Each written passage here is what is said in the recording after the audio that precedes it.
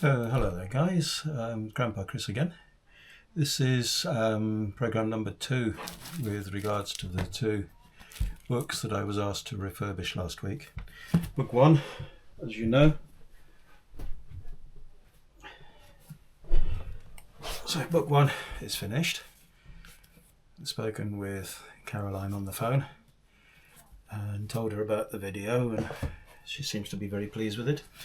This book belongs to her mother and is very much cherished, and Mum basically doesn't think that I'm going to be able to do anything with it, but I've told her just to trust me, say a prayer to Saint Rita, patron saint of impossible dreams, and I am going to do a really special job with this one. Rather than a buckram cover, I'm actually going to use some beautiful Nappa leather, okay, which is basically the hide of young sheep, and I'm going to use that along with some thin card to make the new case and incorporate these damaged pages on the inside of the end sheets, and those are the ones that I explained to you last week. So once again, before we can make it look better, we have to make it look worse. Okay, so can you see me? Can you see the book? That's the most important thing. So we have the 2 outside pages, the cover and the spine, okay, which are now detached. And we have the first of the end sheets, which has a personal message in it, and Prudence wants both of these saved. So I'm basically going to gently apply a very, very sharp blade and take it away from the existing text block. And it's been sellotaped in with somebody's tried to repair it using some children's notebook paper, which is quite an interesting thing to do. Now I'm going to remove the back cover of the book in the same way, with the blade angled very slightly down, and just gently let the blade go through and do the work. Okay, now I'm definitely going to need to make a new end sheet for it, but the text block is in remarkably good condition. A couple of little pages here which I will sort of just apply a little bit of glue and tip back into place. But again, very, very simple process. Okay, so what I'm going to do with these, any sellotape which has been used to reinforce the book, I'm not going to remove it because that will tear away the dialogue which is printed on the back sheet of the book. Just trim this inner end sheet, get rid of the sellotape, but I'm not going to try to peel it off of the page, if you get my meaning, because if I do, it's basically going to completely ruin the page, and I won't be able to do anything with it. Now, what I could do, I could photocopy this page, and using some traditional handmade paper, which I got in my drawer, I could recreate the page like that. But she wants me to keep it as authentic as I possibly can. So I'm not going to do anything. I'm just going to reinforce the edges of this paper when I actually stick it to the end sheet. I'm not going to do anything with it. I'm not going to use a load of sellotape around the outside. I'm just going to rely on the adhesive properties of the glue. Okay. Now with this, everything seems to be covered in sellotape. Sellotape on the outside, sellotape on the inside. Let me see if I can tease this off without damaging the book any further. Very, very gently. Okay, so that's been successful. Into the recycling bin. Now what I'm going to do, this end piece here, which was the back of the book, I'm going to have to detach it because I think it's beyond repair. Okay, let's just touch you, slide you up. Okay, so we're now working off the front sheet. How much battery have I got? So I've got 78%, which is about 2 hours. Okay, so I'm going to trim this down best I can. I'm not going to be able to save the title bar at the back, but all of the rest of this sellotape, I'm just going to trim it tight to the form of the book. And then I'm going to embed this into the text block and the end sheets. So using my precision neat ruler and my craft knife, just going to take that off, but I'm going to save it because I'm going to want to try to recreate the wording on the spine of the book. And again, freehanding the sellotape off.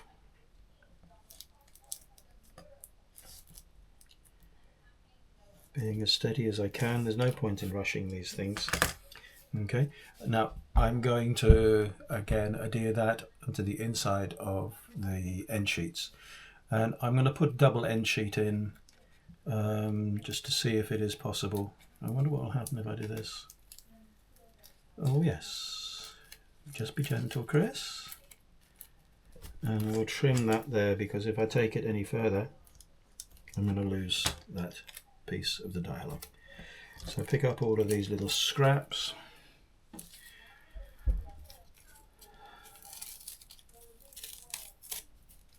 And I'm going to keep all the appropriate pieces. This is what they used to make up the new spine. About as much use as a chocolate teapot. Okay, so the next thing to do was to stabilize the text block. Okay, cut and form all of the end sheets.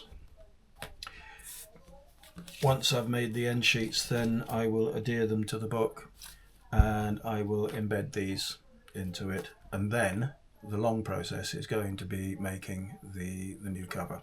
Okay, so put these all safely to one side, and I wonder, shall I use some of these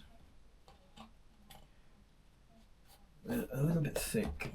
I've got all sorts of different types and grades and colours of paper in here, some to make it look really authentic. So yeah, I'm going to use these. They're about double the thickness of normal A4 paper. There's a letter there I haven't seen in a while. So basically, to make the end sheets, okay, a little bit of stain on that. Okay, that's come off. Okay, that's good. So these pieces of paper have a front and a back, and there's just a little bit of colour embossed into it. So I need to make sure that the embossing is on the inside of the paper. They're absolutely perfectly corner to corner. Then using the bone folder, I make the end sheet fold really crisp. So again, making sure that the embossing is on the inside. Bone folder. The bone folder, as you can see, has got a curve, it's got a flat, and it's got a point, and I'm using the curve piece for this purpose. Okay, now bring the text block forward and lay it on top corner, bring it back a mil and mark it, and then take it, making sure it's square to the spine, and mark it. And then with my precision ruler and the craft knife, I cut away the scraps into the bin. Okay, and again holding it on there, sliding it back a fraction, mark it up, mark it up, and then using the craft knife, go straight across and remove the scrap. Now with the second one, don't need to use the book. I can use the first one that I've made as a template. 1, 2, 3, 4. Doesn't matter whether you do the long edge or the short edge first, whichever you fancy.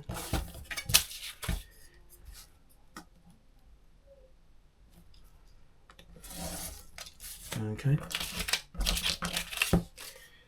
and there we go, and that's the 2 end sheets made. Okay, now the ribbons I'm going to use today, I think I've got some gold left. Yes, I've got some gold.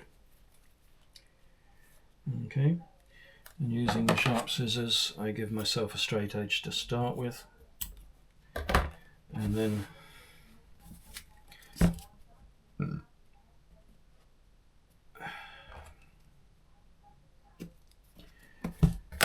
scissors,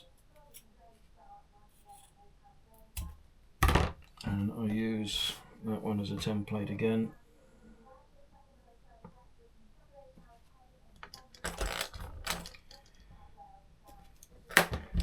And trim that away. That goes back in the drawer so I don't get confused. That's the headbands made.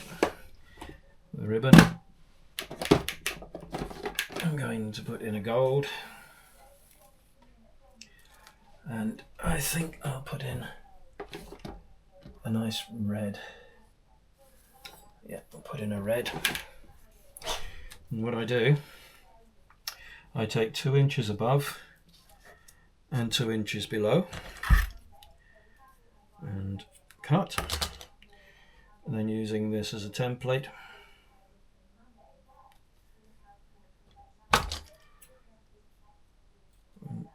there we go. Okay, and these 2 can go back into the ribbon drawer along with everything else that's trying to escape.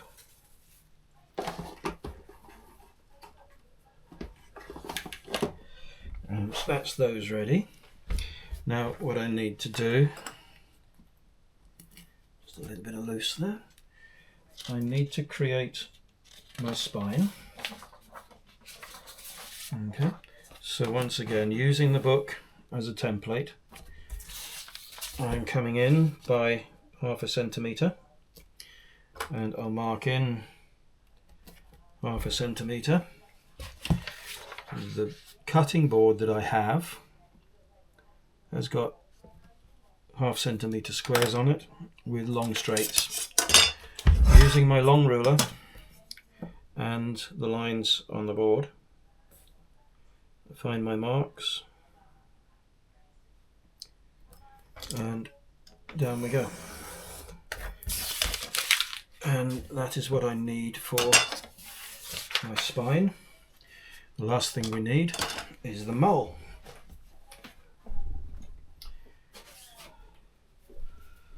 And I showed you what the mole was in part 1. It's basically just a very fine woven mesh. Okay, similar to cheesecloth but different. So I'm looking for the height of the book, so holding the mole square on the book, I make my mark 1/2 centimetre back and a mark there, which will give me my width. All of these bits I'll put out of the way there. So once again, squaring the mole up on here, I find my mark and line it up.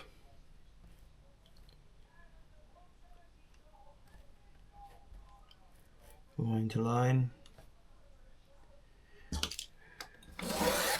cut down, discard that, I won't need that again. So making sure that that's square, top and bottom.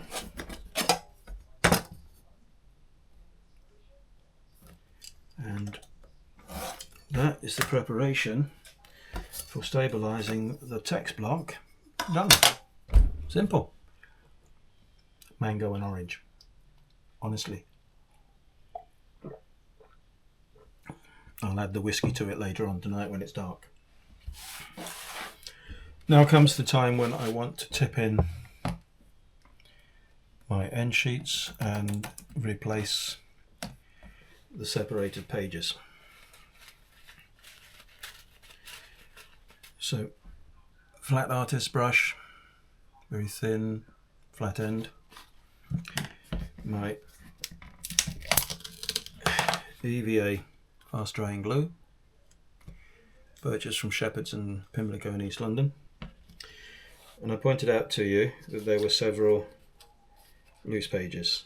Okay, what I'm going to do now is individually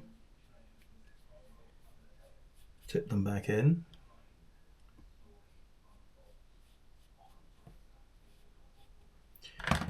Okay, making sure that you only apply one at a time.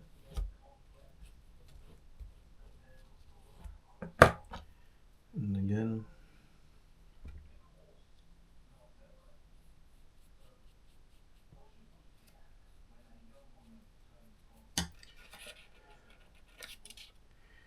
Okay.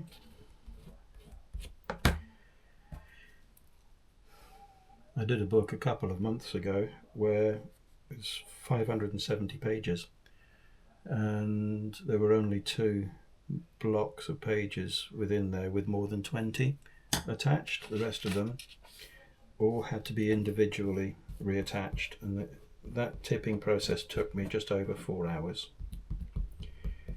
So if you send a book to a bookbinders and they turn around and tell you, yeah, it's going to take X hours to do all of that, you can understand why. Okay, so now I'm going to put in my end sheets, and to do that I'm going to mark up or paste along the very edge. Okay, put a reasonable bead on. Okay, focusing and concentrating to make sure that you get it absolutely accurate, because it will look awful in the book if you don't. Okay, and turn it over. Right, there's a little bit of a weakness there in the book, which I'm going to in the spine, which I'm going to have to address. But that will be easy enough to do. It's where the signatures of the books are just broken loose. A signature is a group of pages that have been sewn together, usually about 20 pages, which are individually sewn together. And then those groups of pages or signatures are in turn sewn together. But in this case, with it being a glued book, it's just where the adhesive in the spine has come apart and that missed. Okay, so I need to go forward a fraction.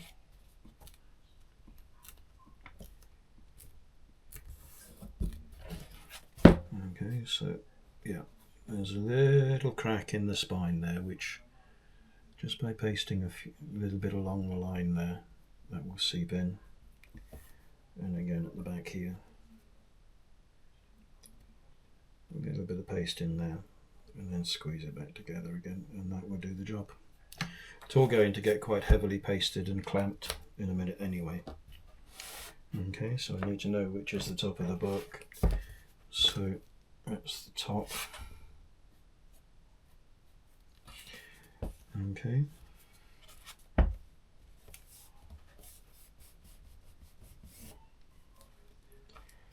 Just going to reseal this bit.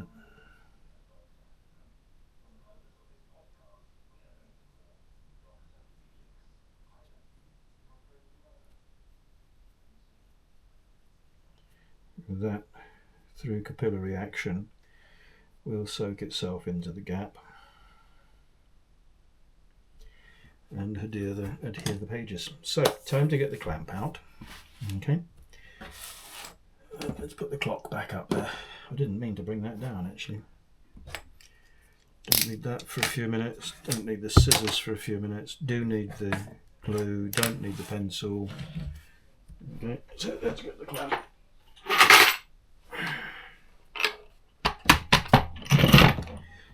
Okay, so there's my finger stall, which I lost last week and couldn't find. Got a bit of trigger finger in the ring finger on my right hand, which is a pain in the tuchus.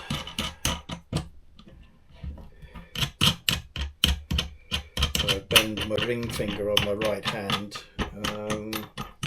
it gets stuck and springs back into place at the most awkward time, so I wear a brace on my hand. Oh God, this is so tedious. So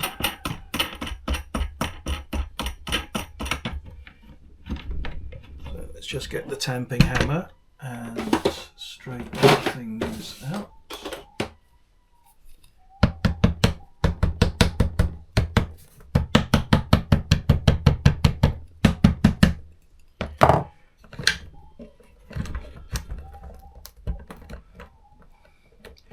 We just need to induce a little bit of a curve in the spine, and once that's done has opened up that fissure altogether. So I'll just put a little bit of glue in there just to close the fissure.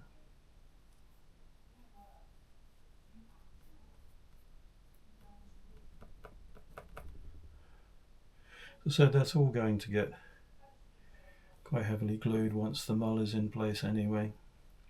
This will just give it a head start. So mull goes on. Oh, got to paste the whole thing, haven't I? There we go.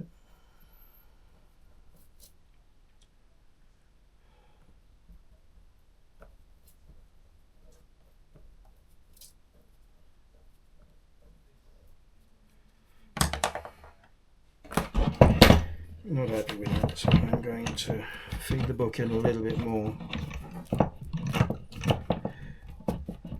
and crimp that down quite tight.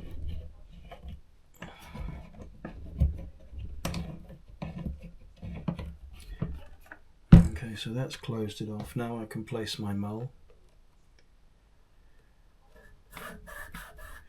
I'm using the bone folder. Can put that into place.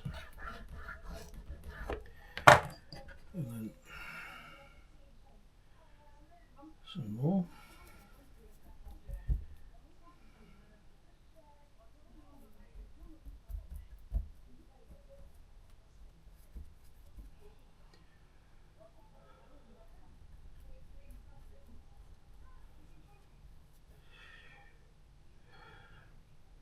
I'm getting back to fishing this weekend, joining a few of the guys down at Rockbourne Trout Fishery in Hampshire, just the other side of the New Forest. It's one of the Martin Williams flies type organised doos. Now this one is slightly different. If you notice, there's no colour to the back of the headband. It's only on the one side. Okay, because that is, it's no need. You're going to feed that in. Let's just stand up and make sure it's all in the right place and tap it into place. Make sure it embeds into the adhesive.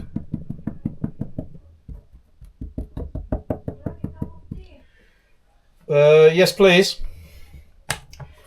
Cup of tea coming up the stairs in a minute. So we go back to the bottom end of the book now and do the same thing again. Lay that into place.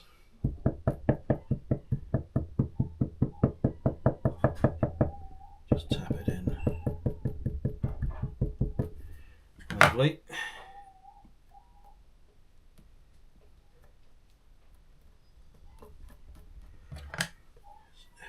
Everything seems to be fighting me today. See, that's just slipped off the end. So we start again with the glue.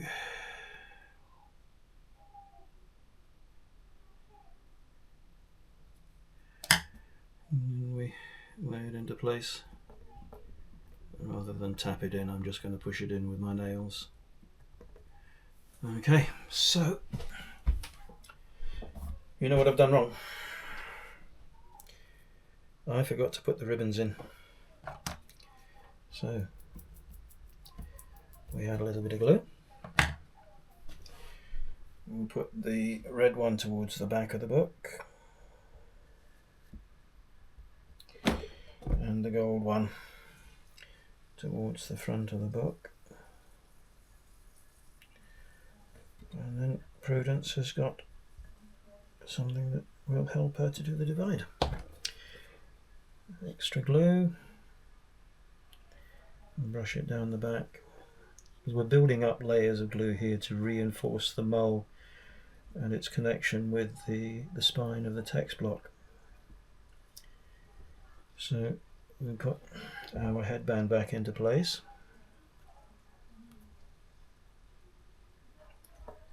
Yeah, everything is fighting me today.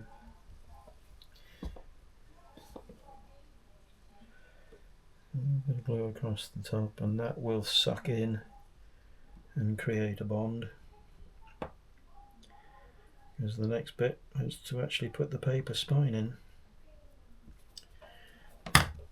So this is the piece I cut at the start of the process, which I lay in,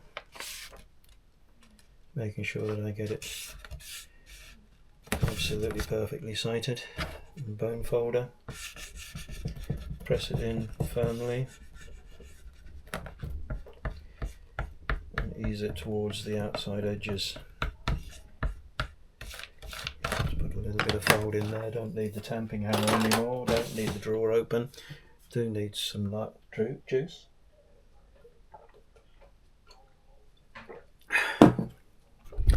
You need to make sure you can see me. And this is where we now start to build up the spine.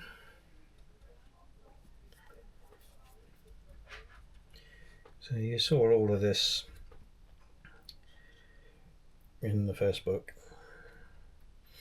So what I'm going to do, just going to press the pause on the record, because you don't need to be seeing all of this lot again. And I'll bring you back once all of that's done.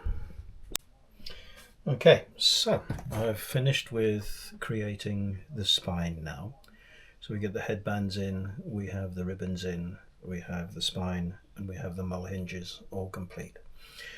I'm going to take it out very briefly from the clamp, because I need to just get some final measurements of the book for the bookcase. Okay, so just take that out for a second. The brush goes back into the water, the lid goes back onto that, and I move everything out of the way. Now, using the precision ruler, I need to measure the width, which is 10.5 centimeters.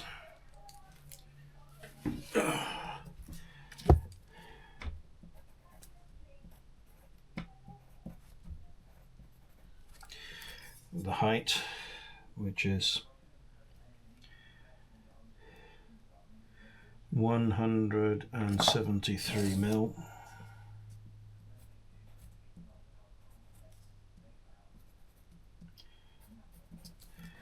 And the spine is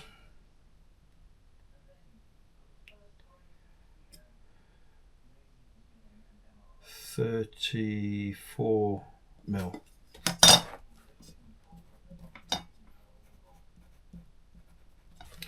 So those are my dimensions for the book case,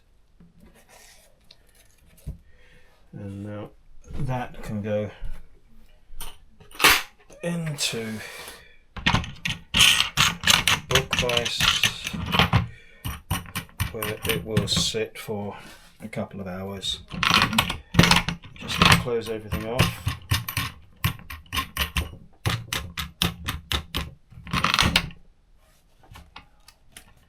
making sure that the mull and everything is caught in place.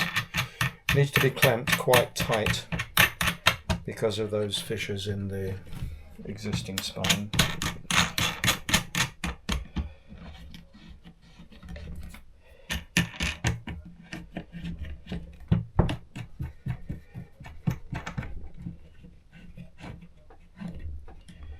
There we go, and that just can sit over there and we can forget about that for a while.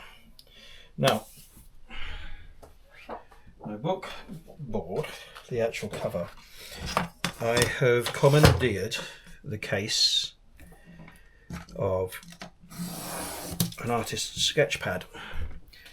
The book boards and everything come in various different thicknesses, shapes and everything like that, and you, depending on the use of the book and the original condition and type of the case, try to recreate that same flexibility and all of that sort of thing.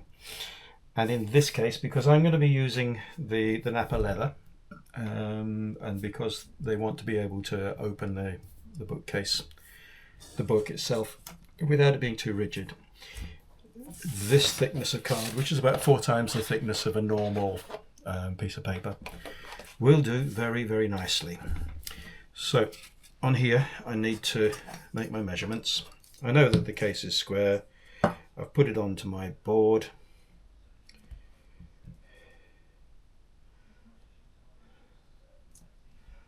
And I'm going to cut it from the other end, because the other end is where I just trimmed the excess off. So I'm looking for 17.3,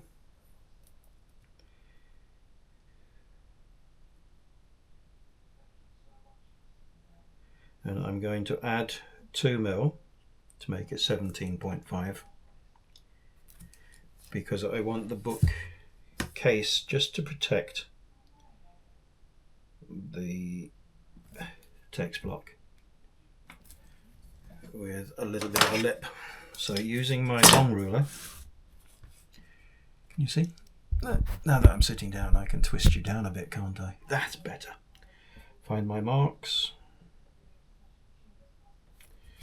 and go right across. And using a thicker gauge knife, turn it around and use the cutting blade of the ruler, find my line, and there we go. Save this piece because that's where the spine is probably going to come out of. And I'm going to trim this corner absolutely square. It's pretty good to me. So I've got my height. I now need my width, which was 10.5. So again, precision ruler, make room, 10.5, 10.5. Find my marks.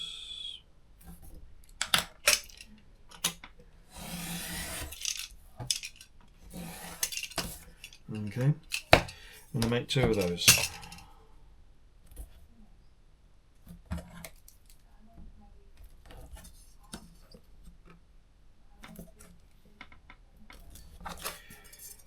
Again, find my marks.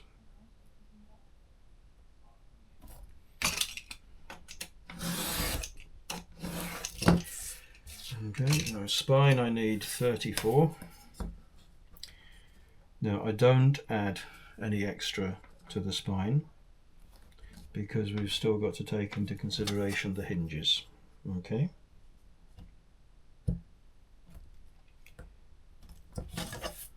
Find my marks.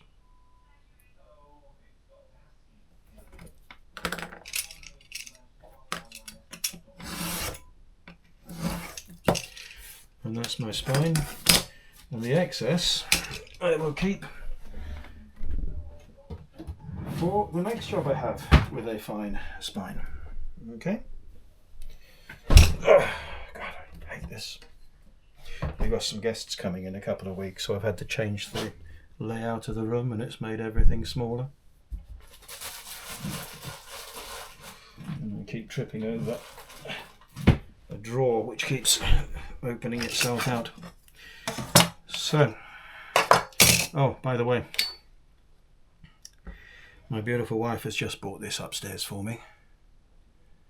Okay, so that's one side of it. And that's what I looked like in 1987. So I haven't changed that much. So I think the eternal youth tablets that I take twice a day are becoming quite useful, don't you? So don't need that anymore. Now I bring down my leather. These pelts, okay, they come in about this size, which is what, 3 foot by 4, yeah, 3 foot square. And I got these for about 35, maybe £40 a piece. And what I'm looking for on here is the area of the book without blemish.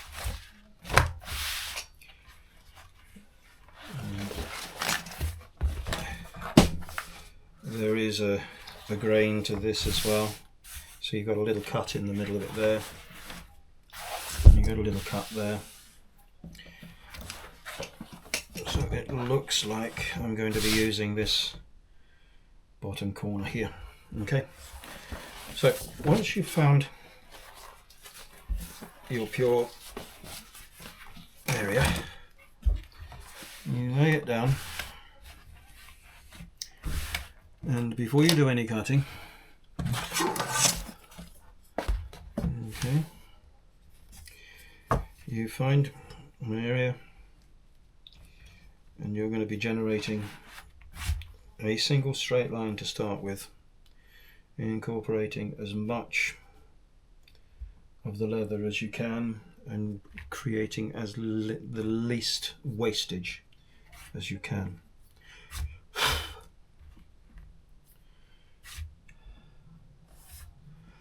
Okay, so I'm happy with that, and I mark it up. Let's see how the pencil's doing. Now I'm going to get an ink pen, and I'm going to mark it up with ink because the pencil is just not doing the job. So I mark my line across there. That's a lot better. Now using triangle, I then create my perfect corner, and this is the corner that I will be working off of for all of my measurements. Okay, pencil, don't need it, back in the box. Sharp knife, put the blades away so that you never reach underneath something and grab the blade. Oh God, she does make a good cup of tea. Oh, God. Now I'm using my books, the end pieces of the card, as my template. Okay.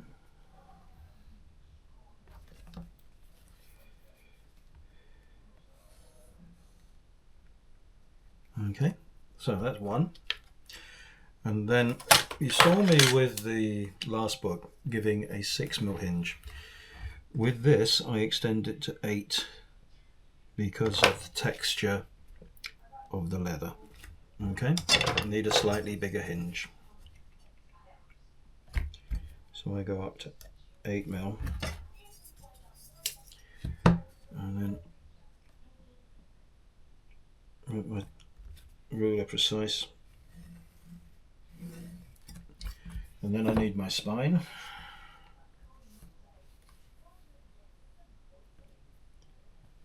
Okay.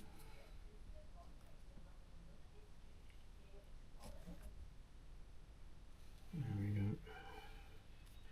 So that's the spine. and then 8mm.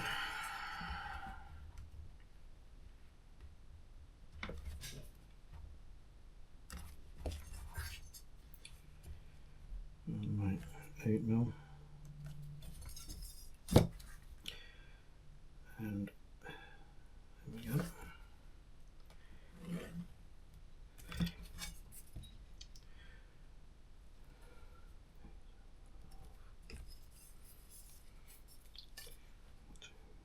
I forgot to add my 2mm fold over, but it doesn't matter. We've got plenty of spare at the bottom. So long ruler.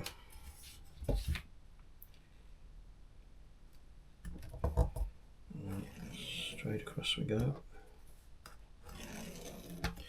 This little bit here, you can see there's a slight deficit there. That doesn't matter because that's going to be incorporated in the corner cut. I need my other book board. Put that into place. And trace it down. Trace it down. Put that away. I've got my 2 centimeters on here. And my 2 centimeters on here. And put in my line. And my 2 centimeters on here. My 2 centimeters on here. 2 centimeters here. And here. And they form my cut lines.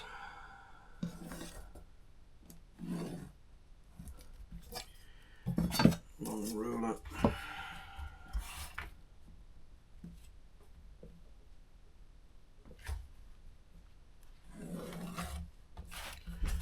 Just bring that up to that. And that is the extent of the leather that I'm going to be using for this book. Okay, I'll get maybe 1, 2, maybe 3 more books of this size out of this one piece of leather. This is so nice, I've got to have another slurp.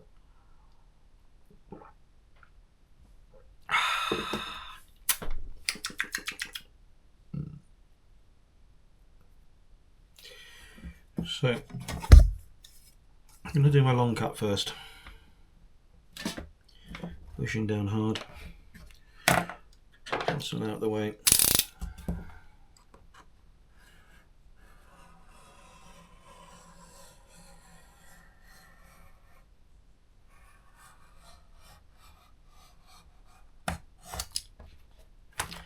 Good.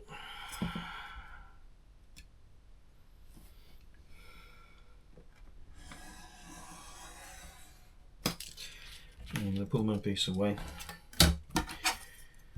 Clear the decks, and you always roll your leather with the finished face outside so that it doesn't get damaged in storage. And my philosophy is work tidy. Put things away as soon as you're finished working with them. And now I can make a start on my final trims. Where did my rulers go? They're over here. So my end will come off. And this piece, I'll use the long leather.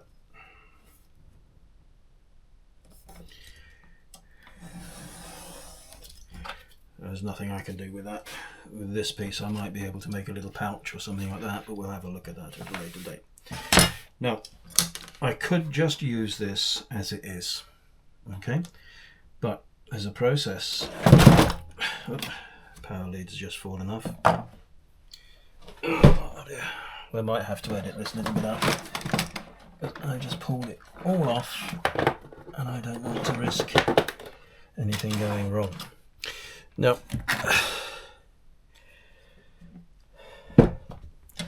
these are Japanese leather shaving knives, or paring knives. They're very, very, very sharp. Okay, a little dab of water onto my cold stone.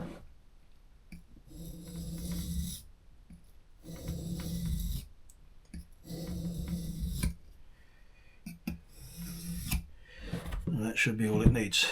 Now what I have to do, I have to gently shave away the sharp edge of this, so that when the fold is done on the inside of the book,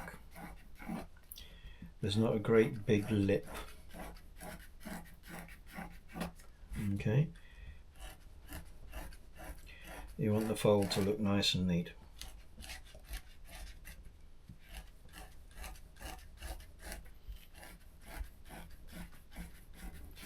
Just peels away very, very thin shavings of the leather without actually cutting right through it. Okay. Got to go around the whole circumference of this, but I won't bore you with all of that on video, okay? So you get the idea. Yeah. So I'll put you in standby and I'll bring you back in a little while.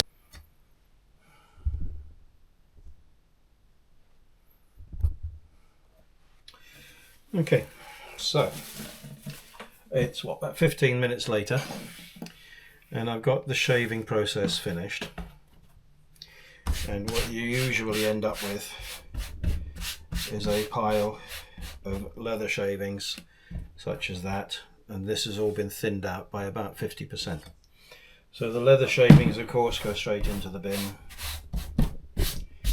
Don't put them on the floor because it's a bugger to get them up, even with a vacuum cleaner. I'm covered in them in my trousers and everything. Okay, I've finished my tea. I'm thirsty, but hey, who gives a damn?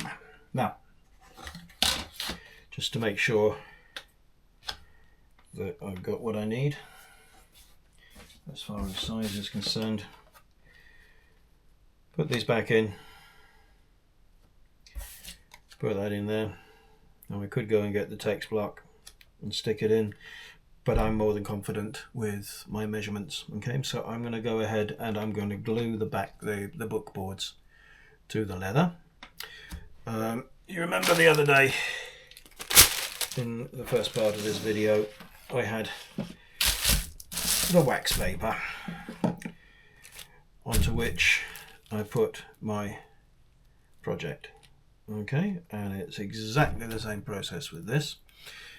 So I'm going to squeeze the water off the brush, get my tissues, which I rather cunningly prepared earlier, and I put those over there, and I put that down there. I don't need my sharpening stone, I don't need the strop anymore. The strop I use for fine honing. I put my Chinese knife away because that will take your fingers off quite adequately. It's seriously sharp.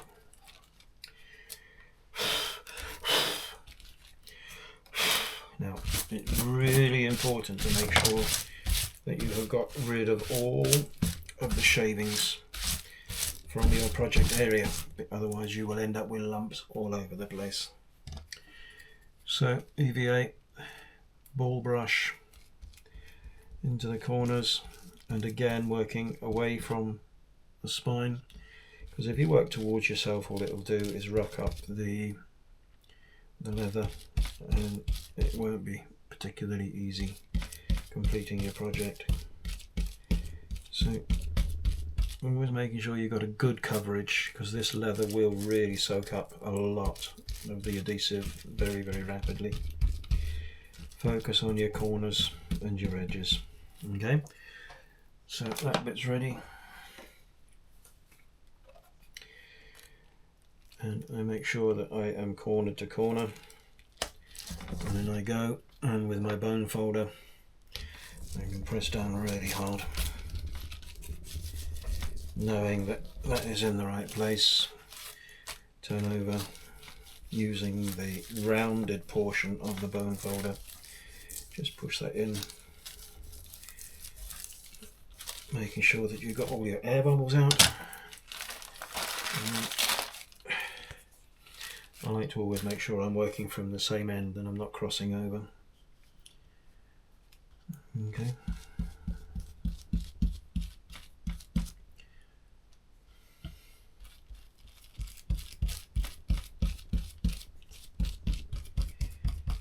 Plenty of glue into the corners and along the edges.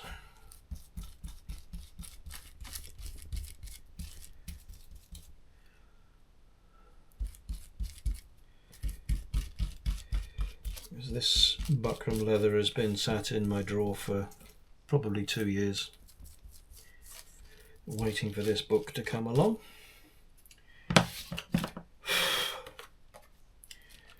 Corner to corner, top to bottom. Have to be very precise with it. You can manoeuvre it slightly if you have to, but you don't want to twist the leather. Okay, again, turn it over.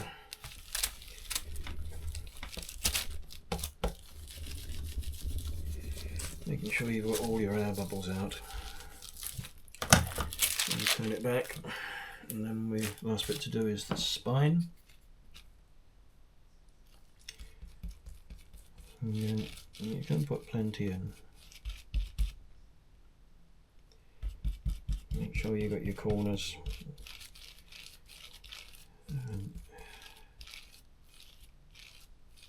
There we go. Sometimes with these ball brushes you get hairs come loose and they contaminate your project, and it can be an absolute ball ache. So I need to slide that down slightly because it's not sitting on the bottom line perfectly. And then in I go, I'll press it in. Now with the other book you will have noticed that I was really focusing on my hinges, but this card is quite thin, so it's a bit quite difficult. You can run it in with your fingers, but it's quite difficult to differentiate the edges. And when you're pulling your leather across, it's going to be easy enough anyway. So I'm just going to turn that over.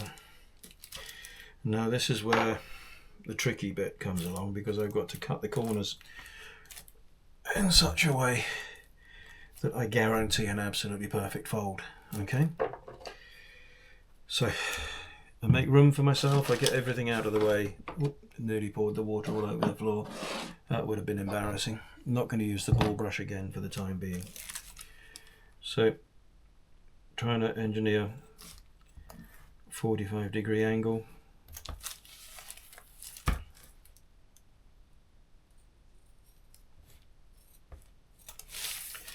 1, 2,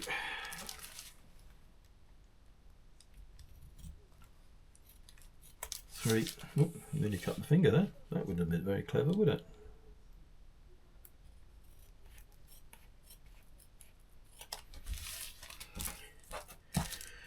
The scraps go into the waste bin. So I think I'm ready to try to do my wraps. So using the flat brush again this time, squeeze the water out, wipe it in the towel. You don't want too much water in it, because it'll make it too thin and you won't get proper coverage. Again, making sure you've got no impediments anywhere in the flap. See that glue that I put in just now is dry already. How long is that? 2 minutes. So you really don't have much time to work. Okay. And along the edge I also incorporate the top little bit of the bookboard as well with the glue. Glue on glue always seems to stick a little bit better. Plenty on the edges, making sure a little bit into the hinge gap. And I think that we're about ready for that. And then just draw it towards you slightly and fold it in. Almost the moment that the glue touches leather to leather, it sets. So you have to be careful with your pull and the way that you run things in. So now you can have a little bit of a go with your hinges. Try to squeeze any excess glue out at this stage so that it doesn't bubble. And that looks just about perfect. And we go on to the second side, and again, just picked up a little bit there, a little bit there, just peel it off.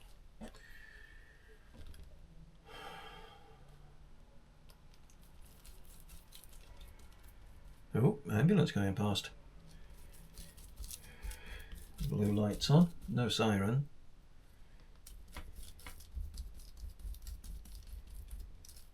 Just down the road from us we've got one of these traffic calming schemes where they narrowed the road up and put a bloody great bollard in the middle of the road.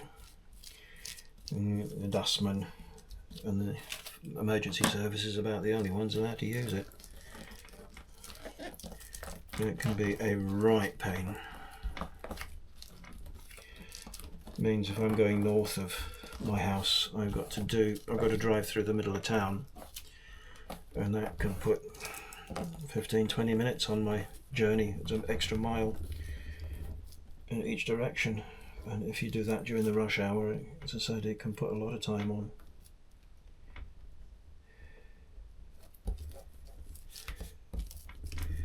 So making sure this is pressed down in and there's no air gaps, no extra glue. Press it down. Okay. So this is a little bit more difficult to use than the buckram. With the buckram it's a fairly straightforward flat substance which is very forgiving, but this leather is not forgiving in any way. Leather touches leather and it's completely and utterly set. Within seconds, you've got no wiggle room with it at all. So making sure I got glue into my corners of my fold. There we go.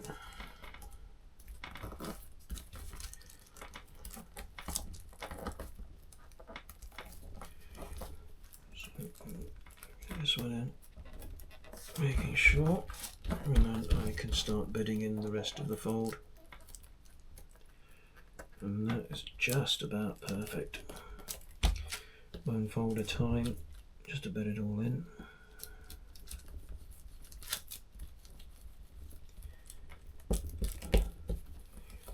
So it's set already. So just going to make sure that the corner is completely and utterly joined in, because I do not like corners that mess about. So just rub that finally into position, and just look at those corners. And so 75% of the way there. And glue in.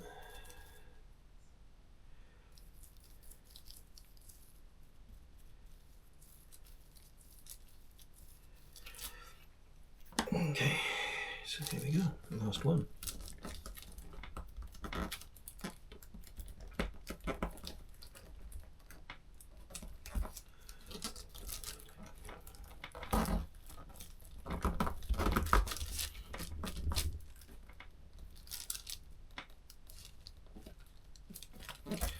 And fold it up.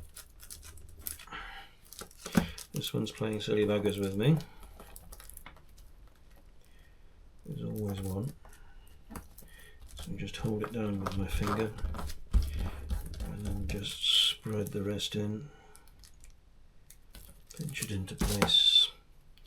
Flatten it out with a bone folder.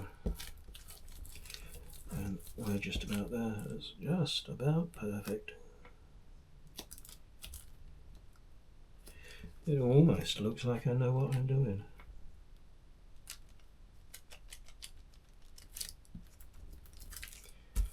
Almost looks as if I know what I'm doing. And there we go. Let's get rid of that. And the case is done. Just run along the edges just to smooth things out.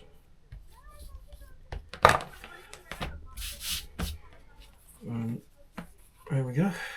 One leather case. Ready to receive the text block. Let's see. Make sure I've measured up right. Put the lid on the glue, because that will start to cure very quickly if you don't. Brush back into the water, because that will start to cure very quickly.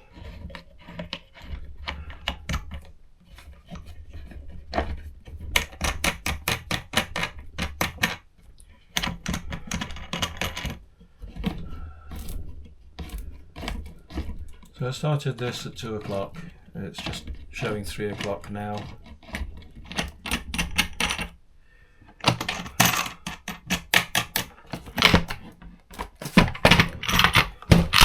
Once again, if we take this to a professional, we would have been charged an awful lot of money. Okay, and I am very, very happy with that. And that's a beautiful fit, look at that. Yes, look at that fit. Right? So now I've got to decide which is the better half of the book. And that's going to be the front. So that's going to be the front. Oh my goodness me, that's just about perfect.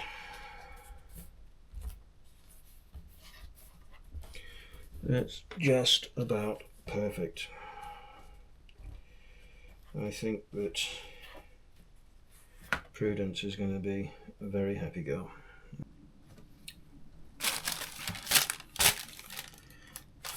I'll probably cut that in half.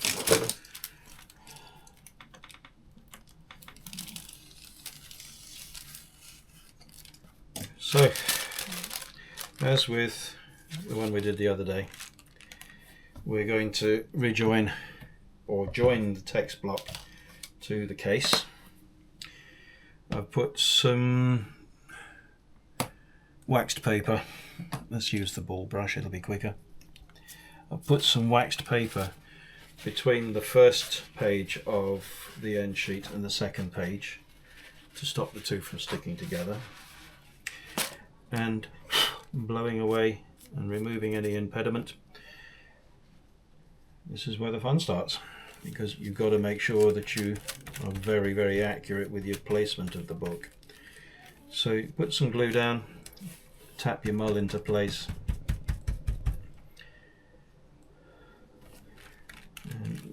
and don't be skimpy with the glue, okay, because you're going to be gluing onto an area where there's a leather wrap, and that will soak up a lot of glue very, very quickly. Making sure you get plenty of glue on the edges of the paper. Okay. And make sure you sight your text block accurately.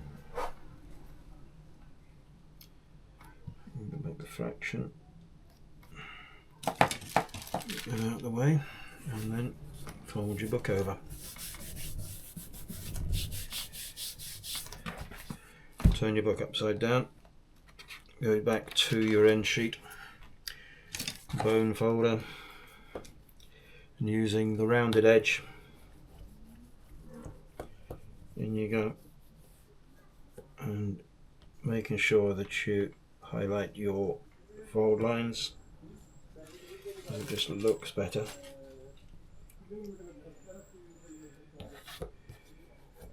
And that side is done. Looks lovely. And then we go with page 2. Picked up some dust. In between 1 and 2, And again with the ball brush.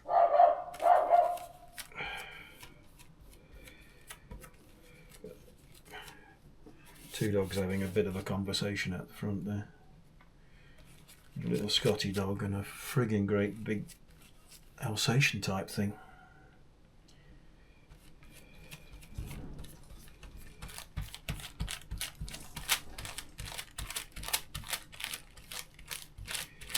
So again, making sure I'm right into the corners,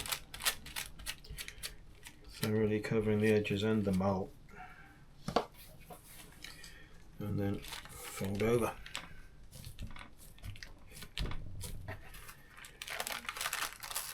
Take that out, turn it over. Again, being quite gentle. This paper is a little bit thicker than the average A4, so you can be a little bit more positive with it. I mean, you still have to be a little bit sensible, otherwise you will pierce it and it won't look so good. Got a little bit of glue has penetrated there, so I'm going to stop that from shutting down for a moment. Oh, that's the end of my roll. So lift it back up and dab the glue away, otherwise the pages will stick to each other.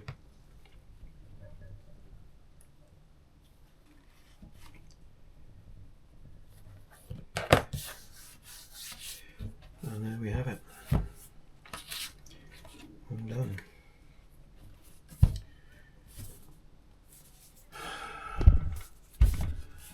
So that's the book, rejoined. It'll go into the press for a couple of hours now, and then once that's done, I'm still considering doing the gold leaf on the front and putting the name of the book on the front.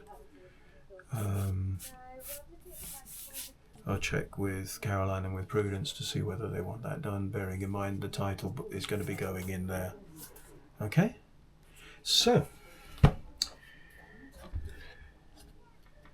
I might bring you back a little bit later on when I'm adding these things, but I'm sure you all know how to stick one piece of paper to the top of another piece of paper. I want to thank you for watching. I'm going to be doing a little bit of editing with this. There's stuff which was covered in book number 1, which you don't really need to see again. Thank you for watching. I hope you enjoyed. Please click the like button. If you feel so inclined, haven't yet subscribed, I'd be very happy to see you click the button.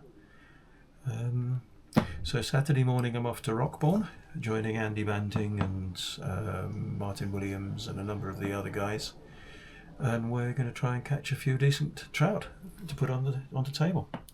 So that'll be my next video. I want to thank you very much indeed. God bless you one and all. Grandpa Chris signing off.